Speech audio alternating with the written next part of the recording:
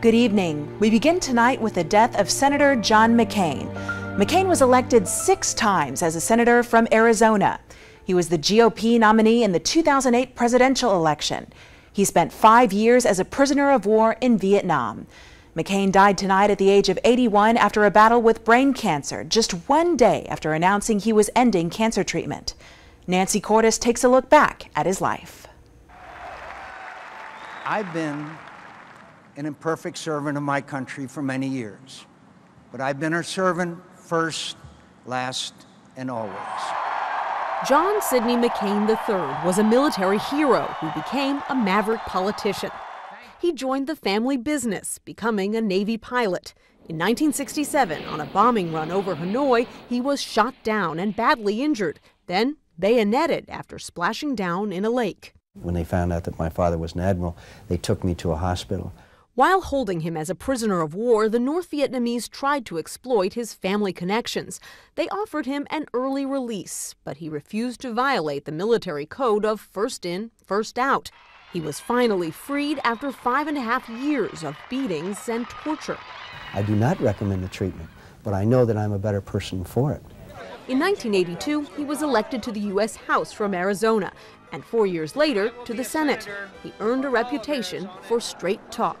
If the special interests continue to play a greater and greater role in the formulation of legislation, then we will see a breakdown of democracy as we know it. And I'm not exaggerating. In 2008, he clinched the Republican nomination, choosing another maverick as a running mate. Governor Sarah Palin of the great state of Alaska. Palin energized conservatives. But in the midst of a financial crisis, the country was ready for a change.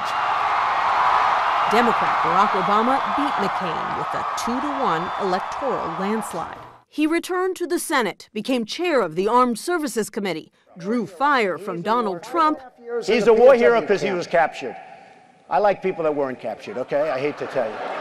And returned it. That in many respects, this administration is in disarray. But in the summer of 2017, the normally sharp McCain grew fatigued and had a few verbal stumbles.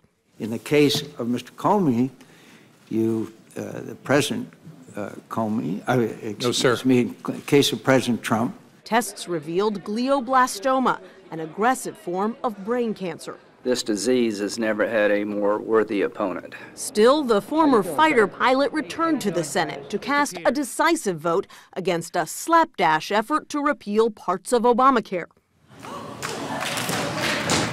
And after 3.5 decades in Congress, he left his colleagues with an entreaty to work together. We're getting nothing done, my friends. We're getting nothing done. And the times when I was involved, even in a modest way, with working on a bipartisan response to a national problem or threat, are the proudest moments of my career and by far the most satisfying. A message only a maverick could deliver.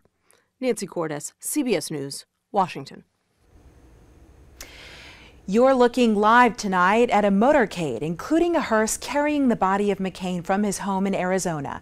Flags were also lowered across the state. McCain is survived by his 106-year-old mother, his wife Cindy, and 7 children. As you can imagine, reaction has been pouring in regarding the senator's death. President Trump tweeted today, "My deepest sympathies and respect go out to the family of Senator John McCain. Our hearts and prayers are with you." Former President Obama, who defeated McCain in the 2008 presidential election, said in part, "Few of us have been tested the way John once was, or required to show the kind of courage that he did. But all of us can aspire to the courage to put the greater good above our own.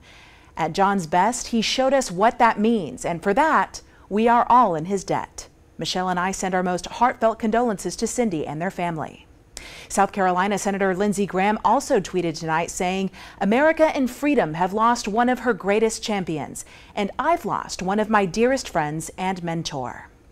Governor Henry McMaster released a statement. He said, quote, "I will never forget John McCain. He was among the greatest of men, and he was my friend. I hope his family can find comfort in knowing that he inspired the lives of generations of Americans, young and old." For the very latest on the death of Arizona Senator John McCain, go to our website, WLTX.com, or check out the WLTX app.